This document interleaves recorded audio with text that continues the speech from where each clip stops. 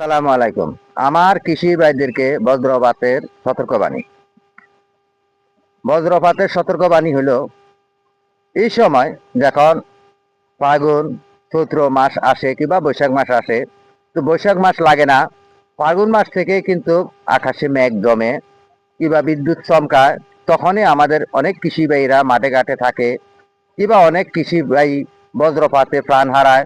অনেক স্কুল ছাত্ররাও, অনেক পথচারীরাও প্রাণ হারায়, কারণ একমাত্র আমাদের অসাবধানতার কারণে। আমরা সাবধানতা চলাচল করি না বিধায় আমাদের প্রাণহানি হয়। আপনারা জানেন প্রিয় দর্শক, যে প্রতি বছরে আমাদের এই বাংলাদেশে শত শত হাজার হাজার মানুষ প্রাণহানি হচ্ছে কিংবা বজ্রপাতে অ্যাক্সিডেন্ট হচ্ছে, অনেকে পঙ্গু হয়ে যাচ্ছে, অনেক মারাও যাইতেছে, অনেক স্কুল ছাত্রও মারা যায়।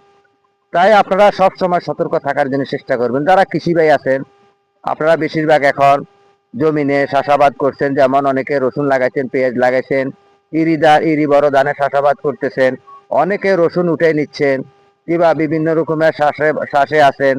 আর বিশেষ করে এখন এই আবহাওয়াবিদেরা বলে যাচ্ছে আগাম সতর্কবাণী দিচ্ছে। এখন এই এই ফাগুন মাস চলতেছে, ফাগুন মাসেও কিন্তু বৃষ্টিপাত হবে, আকাশে মেঘ পড়বে কিংবা বজ্র বৃষ্টি সহ হবার সম্ভাবনা আছে।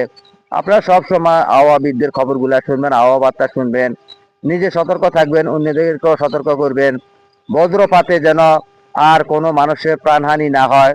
তাই আমি স্কুলে যারা থাকেন মাস্টারদেরকেও আমি এই আবেদন করতে চাই, যখন বজ্রপাত চলে কিংবা বিদ্যুৎ চমকায়, তখন আপনারা স্কুল ছুটি দিলে একটু ধীরগতিতে দিবেন।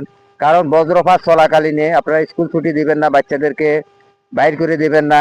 কারণ অনেক বাচ্চারা অত এগুলা বুঝে না, জানে না, তাদেরকে বুঝাইতে হবে, জানতে হবে বজ্রপাত কেমন জিনিস।